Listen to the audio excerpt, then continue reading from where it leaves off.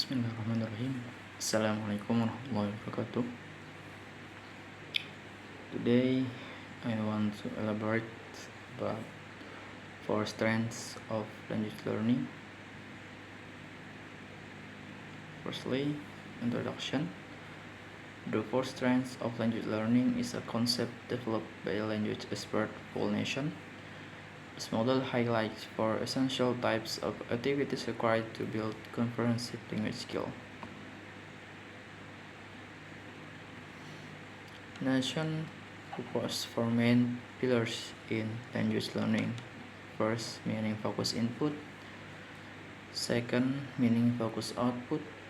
Third, language focused learning. And fourth, fluency development. Together, these pillars enable language learners to develop proficiency in both spoken and written forms.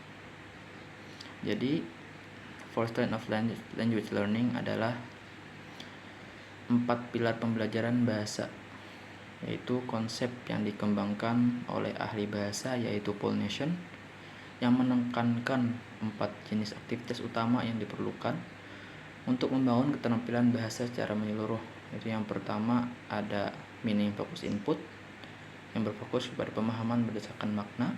Yang kedua meaning focus output, yaitu pemahaman produksi berdasarkan makna.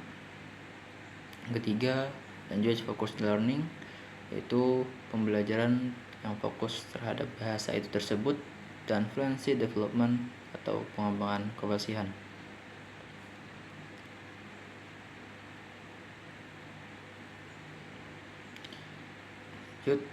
Kita menuju yang pertama ada meaning focus input ataupun pemahaman berbasis makna. Meaning focus input involves language activities where learners focus on understanding the message or meaning of the target language they hear or read. Rather than isolating linguistic elements like grammar and vocabulary, learners aim to grasp the overall context. Jadi, meaning focus input ataupun pemahaman berbasis makna adalah bagian dari pembelajaran bahasa di mana pembelajar fokus pada pemahaman pesan atau makna dari bahasa target yang mereka dengar atau baca. Jadi, meaning focus input itu fokusnya terhadap apa yang disampaikan oleh orang lain dan kita memahaminya untuk diri kita sendiri. Contoh kegiatannya ada reading books, article or short story in the target language, yaitu membaca buku, artikel ataupun cerita pendek dalam bahasa target, yaitu dalam target kita yaitu adalah bahasa Inggris. Yang kedua ada listening to stories, podcast or watching videos in the target language, mendengarkan cerita, podcast ataupun menonton video berbahasa Inggris. Adapun tujuan dari meaning focus input yaitu pemahaman berbasis makna yaitu adalah untuk menumbuhkan pemahaman komprehensif tentang bahasa target dan memberikan pemahaman bagaimana bahasa itu digunakan dalam konteks nyata. Yang lebih tepatnya, meaning focus input digunakan untuk membiasakan diri terhadap bahasa yang ingin dipelajari. Terus selanjutnya ada meaning focus output. After receiving input, learners need to practice producing the language through meaning focus output. Here, learners use the target language to convey their own message, focusing on communication rather than grammatical accuracy alone. Itu meaning focus output ataupun produksi berbasis makna adalah pembelajaran melalui meaning focus output. Belajar di mana pembelajar didorong untuk menggunakan bahasa target untuk menyampaikan pesan mereka sendiri. Jadi pada tahap ini yaitu meaning focus output, pembelajar diharapkan agar bisa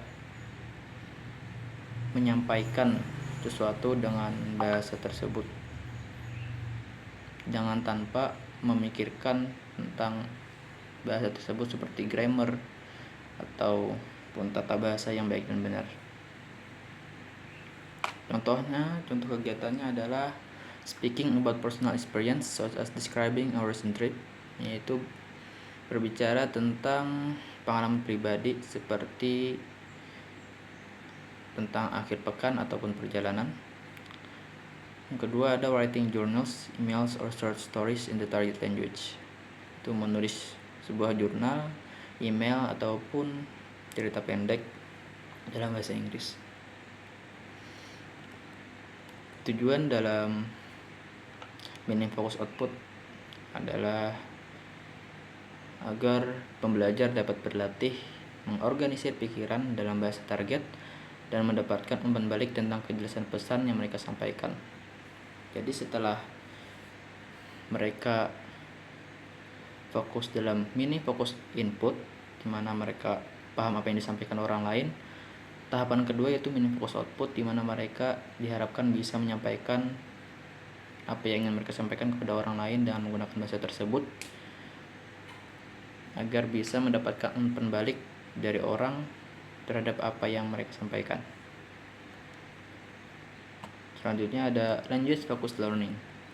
Language focused learning emphasize studying the specific rules and elements of the target language, including grammar, vocabulary, pronunciation, and sentence structure. This type of learning is essential for understanding the formal aspect of the language.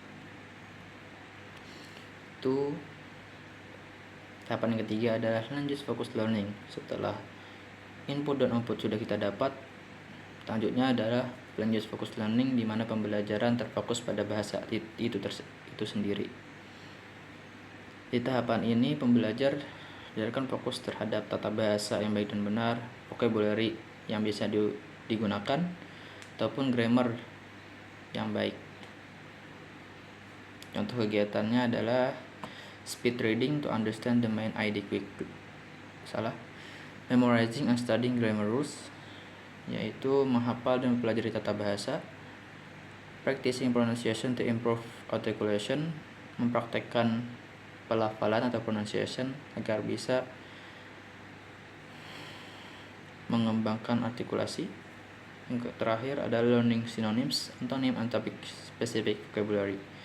Belajar tentang kata sinonim, kata antonim, ataupun mempelajari kata-kata yang berhubungan dengan konteks tertentu.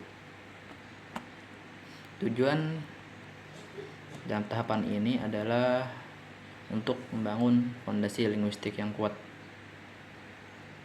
Dengan belajar tentang struktur bahasa secara mendalam, diharapkan pembelajar dapat menggunakan bahasa dengan lebih tepat dan dapat memahami perbedaan-perbedaan makna yang mungkin muncul dari perubahan kecil dalam tata bahasa atau kosakata.